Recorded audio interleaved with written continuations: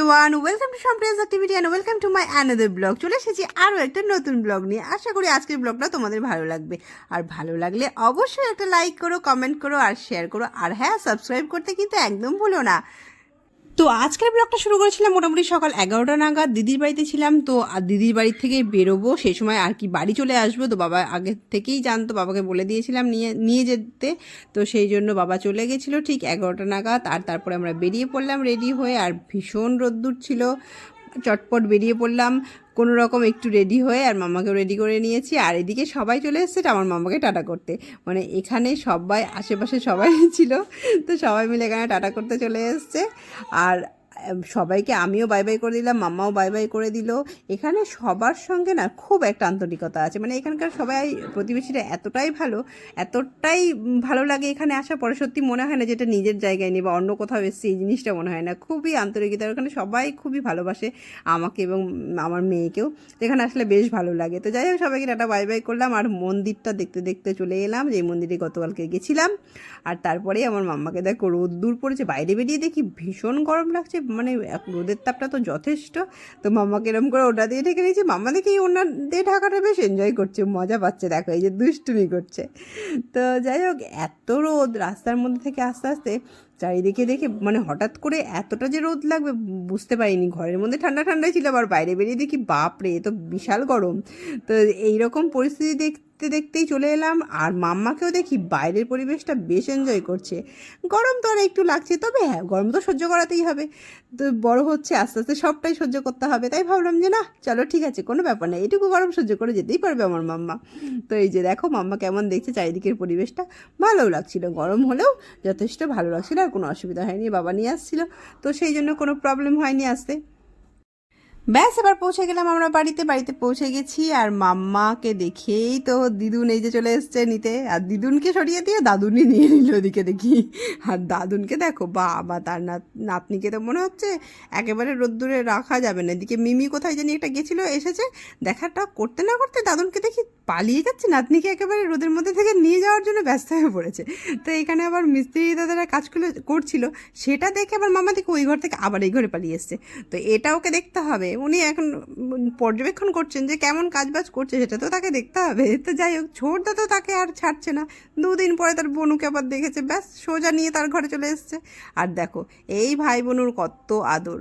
সত্যি বাড়িতে কিন্তু এরম কচিকাচাদের সঙ্গী থাকাটা খুবই জরুরি। এই যে আমার মামা যেখানে থাকে তার কোনো প্রবলেমই হয় না। এই ছোটদাদাকে পেয়ে গেছে, ব্যাস আবার দেখো কত সুন্দর হামি দিয়ে দিল। মানে 2 দিন পরে দেখেছে ওরা দাদাকে দেখে হামি। আর কেউ যদি হামি চায় তাকে কিন্তু দেবে না, দাদাকে দেখে হামি দেবে।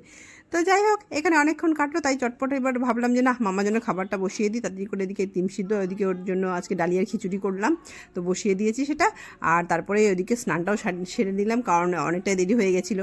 তো চটপট সেরে নিলাম সব কিছু। আর দেখো এই যে স্নান করাতে গিয়ে যে এই যে আমি ভিডিও ক্লিপটা নেব তারও কোনো উপায় নেই আমার। মানে দেখতে পাচ্ছ তো ক্যামেরা এদিক ওদিক ফেলে। আর দেখো নাচ কি তোমরা পারো এরকম? আমার ইচ্ছের থেকে শিখে নাও কিন্তু। তোমরা কি কেউ নাচের ট্রেনিং নেবে? তাহলে কিন্তু আমার ইচ্ছের কাছে চলে আসতে পারো। কত সুন্দর যে ডান্স করতে হবে, আবার স্টেপ চেঞ্জ করেও করতে হবে, সেটাও তোমাদের বলে দেবে। তো যাই হোক, এই যে চলছে দুজনের খুনসুটি। এখানে তো চললো অনেকক্ষণ।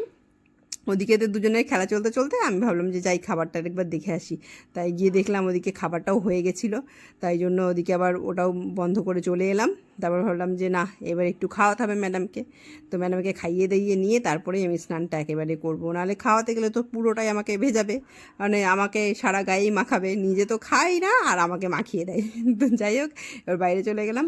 আর এইবার বাইরে গিয়ে ভাবলাম যে না আগে ডিমটা খাইয়ে নিই, ডিমের সাদা অংশটা আগে খাইয়ে নিই, নাহলে খেতে বসে না ওই দুটো একসঙ্গে খেতে চায় না, খুব তখন মানে বিরক্ত বোধ করে, একসঙ্গে তো খেতে চাইবে না। তাই ভাবলাম একটু আগে পরে করে নিই, তাই ডিমের সাদা অংশটা নিয়ে এখানে বসেছি। তো ওটা খাচ্ছিল। আর তারপরে দেখো দাদুন আর নাতনির ঝগড়া লেগে গেল তো এই ডিম নিয়ে। দাদুন বলছে তা দেখি তো আমি তোমার ডিমটা খেয়ে নিই, দেখো এখানে কি চলছে শুধু দেখো কীরকম চলছে জিনিসটা, শুধু তোমরা দেখে যাও।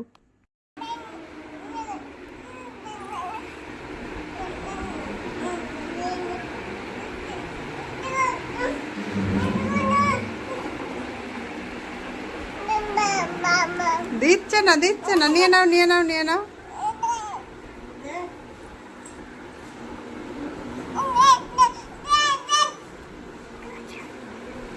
Yeah. না বাবা হাঁপিয়ে গেছে একদম।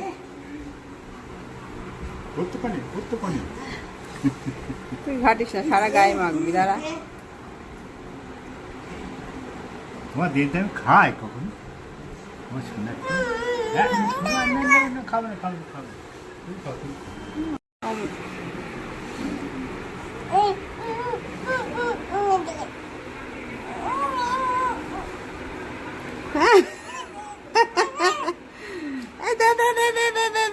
নিয়ে নিচ্ছে ডিম, দাও দাও দাও দাও দাও দাও দাও, আমার নিয়ে নিচ্ছে তোমার ডিমটা। হ্যাঁ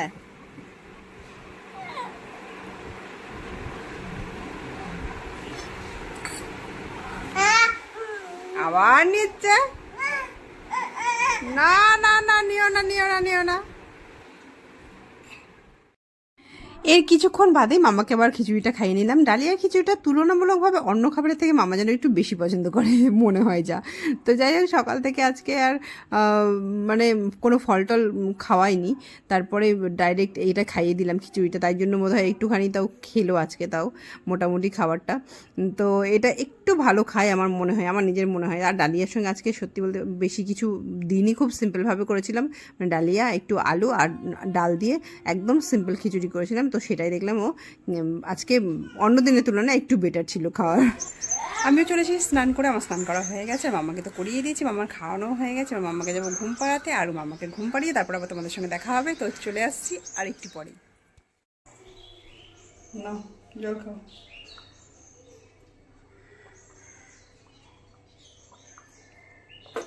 এই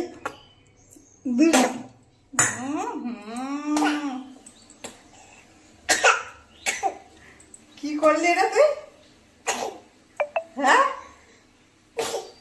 তা দুষ্ট।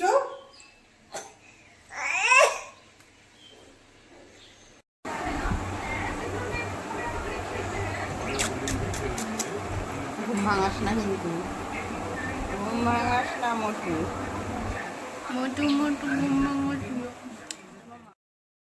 তো দুপুরবেলা খাওয়া দাওয়া ঘুম সব কিছু হলো, আর কি ঘটনাটাই না ঘটালো তোমরা তো দেখলেই। এই রকম চলে তো, জল মুখে নিয়ে যদি এরকম আমার মুখের ওপর অন্য কেউ এটা হতো তাহলে আমার রিয়াকশানটা কী না হতো। কিন্তু দেখো, নিজের মেয়ে বলে আর আজকে আমার হাসি পেল। তো যাই হোক, এরম তো কত ঘটনাই না ঘটতে থাকে, সেগুলো আমরা হাসি মুখেই মেনে নিই। তো বাচ্চা যাই করুক না কেন, সেটাই আমাদের কাছে অনেক আনন্দের হয়ে যায়, অনেক খুশির হয়ে যায়, কোনোটাতেই আমাদের রাগ হয় না। তো যাই হোক, এবার বিকেলবেলা ভাবলাম যে ঘুম তো আর হলো না ম্যাডামের, ওই যে ওখানে একটুখানি ঘুম হলো, তারপরেই তো ঘুম ভেঙে গেছে, তাই জন্য বাইরে ওকে একটু বের করে নিয়ে গেলাম খেলার জন্য। বাইরে বিকেলবেলা খেলতে বেশ ভালোবাসে, কিন্তু প্রবলেম একটাই হয়ে যায় যে ভীষণ মশার জন্য ওর পিছনে পিছনে আমাকে মশা তাড়িয়ে বেড়াতে হয়, নাহলে তো একদম মশাই খেয়ে নেবে। তো এই বিকেলবেলা টাইমটা বেরোলে তো ভালো লাগে, কিন্তু মশার উৎপাতের জন্য বাইরে বেশি একটা বের করে রাখাও যায় না, আর রাখলেও সেই আমাকেই ঘুরতে হবে। তো এই জায়গাগুলো ও খুব এনজয় করে আর কি, বাইরে বিকেলবেলার পরিবেশটা ভালো থাকে, আর বাচ্চা মানুষ খেলতেই ভালো লাগবে, ওর স্বাভাবিক ব্যাপার। তাই জন্য চেষ্টা করি যে বিকেলের দিকটা সবসময় খেলাধুলো করানোর বা খেলার মধ্যে থাকার, বাইরে ওর সঙ্গে একটু খেলি, ঘুরি, হাঁটি, এইগুলো করে সময় কাটে। আর আজকে দেখো কি দেখাচ্ছে তোমাদের, দেখাই। ফুল কই ফুল, কই ফুল? হ্যাঁ ফুল, ও বাবা কই ফুল?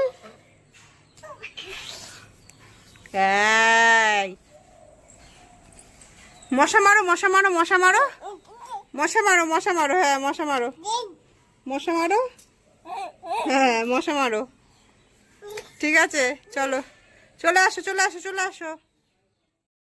মাম্মাকে নিয়ে ঘুরছিলাম, বাইরে খেলছিলাম, আর সেই সময় নজর পড়লো এই ডালিম গাছটা, চোখের সামনেই থাকে অথচ নজর পড়ে না, বা একদম বাড়ির সামনে রয়েছে। আর হঠাৎই দেখলাম ফল এসছে, মানে এতগুলো ফল এসছে দেখে আমি তো খুব খুশি হলাম, খুব ভালো লাগলো দেখে। তো তোমাদেরকে দেখাচ্ছি, জাস্ট একটা দেখলাম, একটা দুটো দেখলাম, তারপরে দেখি চারিদিকে ঘুরতে ঘুরতে না অনেকগুলোই রয়েছে। তো তাই ভাবলাম যে না, তোমাদের সঙ্গে একটু শেয়ার করি যে কি সুন্দর ডালিম হয়েছে। এই গাছটাতে এবার প্রথমই হয়েছে মানে ফলগুলো, এর আগেও এসেছিলো কিন্তু মানে থাকেনি, এবারে দেখছি দেখছি যে ঠিকঠাক থেকে গেছে, বেশ বড়ও হচ্ছে, খুব ভালো লাগলো দেখে। তো তোমাদের কেমন লাগলো অবশ্যই জানিও, আর আজকের ব্লগটা কেমন লাগলো সেটাও জানিও, আর আমার ইচ্ছেকে তোমাদের কেমন লাগলে জানাতে ভুলো না। আর অবশ্যই আমার চ্যানেলটিকে একটু সাবস্ক্রাইব করে আমার পাশে থেকো, অবশ্যই ভালো লাগলে একটা লাইক করো। আর আজকের ব্লগটা এখানেই শেষ করছি, ততক্ষণ সবাই ভালো থেকো, টাটা, বাই বাই।